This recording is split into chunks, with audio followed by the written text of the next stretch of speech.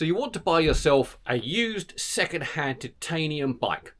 Hi guys, I'm Dan at vintagevello.org, and right in front of me here we have just that. I recently picked up this second-hand titanium bike. Dates from 1998, this one, and despite the fact it says Peugeot, it is in fact a Lightspeed made for these guys. Google that, we're not going to talk about that at the moment, but hey, it is a Festina team bike. Now, ignoring that part of it, it's a titanium bike frame, and we do need to talk about titanium. If you are thinking of going out and buying a used titanium frame, there are things you need to know. They have a justifiable reputation for being some of the finest riding bikes out there, and also they command a very high price point. Even on the second-hand market, you do have to part with a good chunk of change to get hold of one of these, as opposed to perhaps a period alley or steel frame of the same kind of age and type. Now, there's one thing we need to talk about when you're buying one of these second-hand. Just quickly, if you don't know, pause me and Google cracked titanium frames. Do it now. Come back. Great.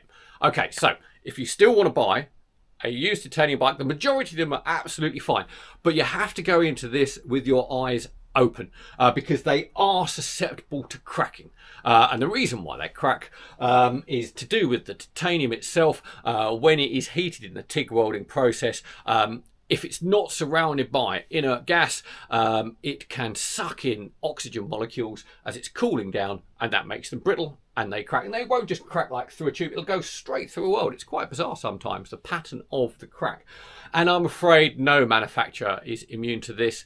Personi, Moots, Colnago, pretty much everyone who's made one of these, a titanium frame at some point has had them crack. So we need to be very careful about that, and we need to inspect that like mad. So I'm going to take you through what you kind of need to look for when you are buying a used titanium frame. And I would say there are two steps to this. The first is like when you are facing, hopefully you're going to go collect this in person, you're facing the owner, you can't strip off the front end or anything like that. So, you're kind of, you're going to look at it. Okay, and there's a few things you can do there and then. Now, there's not an awful lot of point in doing a string alignment test on a titanium frame. Titanium, it has a very high hard flex level, and it will normally return, if it's been crashed, it will return to its regular shape.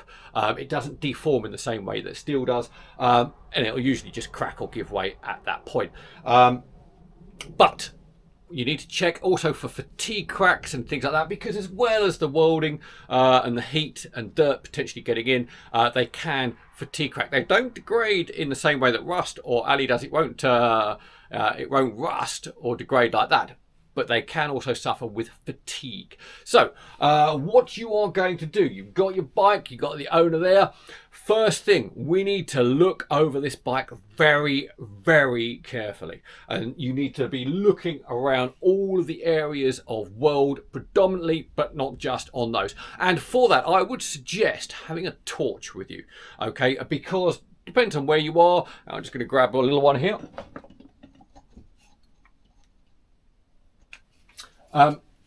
Torches, they just help guide your eye and keep you focused on what you're going to do. Now, the first thing I do, although this one's up in the air here, I'm just going to go over it. There's two things I'm going to do. I'm just going to go over it here, and I am going to be looking all the way around from the bottom to the top on every weld, okay, and around. You want to kind of think of a fist size.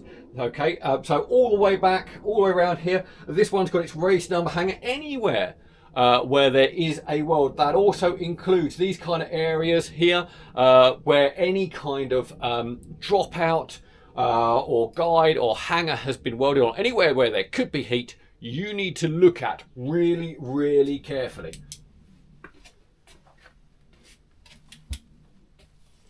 So I'm just going around everywhere on here. Now, don't worry too much if, like on this one, the actual, because quite often the finish on this, although it looks natural, this has been lacquered, okay, and the lacquer in areas I can see is lifting. There's no, if it's a fresh, if it's a bare titanium, you haven't got any kind of etch primer or anything on there, so I kind of expect to see lifting lacquer. That is not what we're looking for, okay. We are looking for anything that could be a crack. Now, I've already been over this one, but also don't forget your brake bridge area, anything like that, get right on it all the way down. Anywhere on this frame I am going to look all over. And there's another thing you can do. I'm going to take this down. So, just going to tilt you down here. You're in front of the guy or girl who you're buying this from. You've got hopefully pedals on, okay? And what I'm going to do now, it's the kind of thing you might often do for checking stiffness, but I'm not going to do that.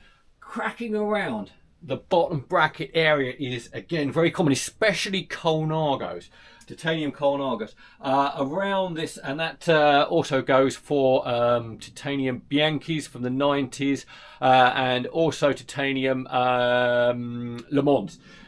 Down here, where our seat tube meets the bottom bracket. Okay, what I'm going to do, I'm just going to push and apply some pressure onto the crank arm, and in doing so, it's just going to ever so slightly flex the frame down here. And while I do that, I am looking for any potential movement or crack. It'll open up when you do that. Okay, it's not going to crack or break the frame, so the owner shouldn't object to you checking that area. But it is one of those areas, there's a lot of welds around there. You've got to get in, you've got to look really, really close. Okay, this one is okay, not a problem. So I've checked that area, there's a lot of weld going on there, but this one is a-okay. You could take this out for a ride as well, just a short one to check that it's all feeling good and riding straight. I haven't on this one because those tyres are, you go spin that around like that. These tyres, they're kind of, I don't know, technically you shouldn't be able to peel bits off of your tyre. This one is definitely in need of fresh rubber all round, so I'm not going to ride that because, you know, kind of like staying in one piece. So at this point, you're happy, you pay your money, get the bike. Now, before you go out and start riding or just changing tyres and enjoying it, there's a few other things that we're going to need to do for peace of mind. Get this back in the workshop or your garage or your kitchen sink, get it up in the air, and I want to strip off this front area. I want to get these forks out. Reason for that, the majority of the time titanium bike frames will have a carbon fork, and we need to check that area of the carbon fork for peace of mind. I know a lot of you guys won't even ride a second-hand carbon fork. I've never had a problem, but I do like to inspect. Some manufacturers, Colnago being one of them, do have a nice titanium fork that they put on there, but again, you're going to want to check all of that. Incidentally, of note, if you're buying a used Colnago titanium bike, one of their titanios, the round tube, the earlier round tube Colnagos are exceptionally prone to bottom bracket cracking. Okay, really prone. Okay, they're slightly later crimped titanium. There's a slight crimping that goes on. They solve that problem. They are much better. If it were me, go with the crimped if you're going to go to Colnago, but they do a nice titanium fork. Some of the manufacturers do, but the majority of them are going to be carbon fibre. This one here, I'm not entirely certain who made that one. I might find out when I pull it off. But what we've got to do now, get this front end off and inspect that. So our forks are now out. Not too hard to pop a set of forks out when you've got it on the bench, and it gives us a chance to have a good inspection of these. Odd construction on these in that they're a carbon fork, but they're actually bonded to a metal bridge around this area here.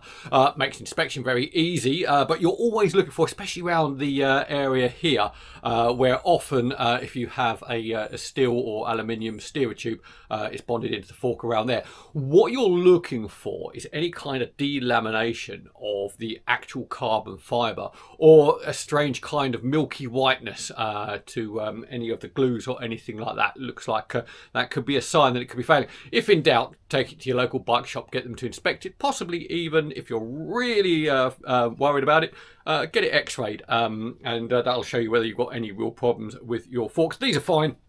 They're going to go back on here, and normally you would go putting your bike back together at this point, but always worth. Now, as I said before, titanium frames, these are never cheap things, okay? They're always a premium product, so no skimping.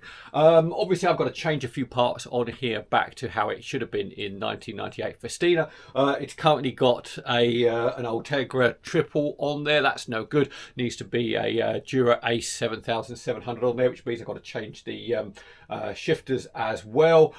Obviously, the stem's got to change, that's wrong. And consumable parts, I need new chain on there, new cables, a different saddle. I might change the wheels, but also, you know, hey, if your tyres look a bit like this, okay, and they're kind of falling apart, definitely don't go riding those.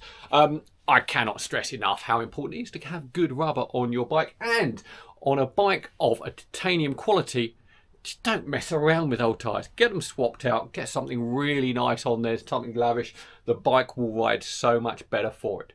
Anyway, I hope you enjoyed that, found it useful. If you did, do a like and subscribe for anything else that's cool to do with vintage bikes. Thanks a lot.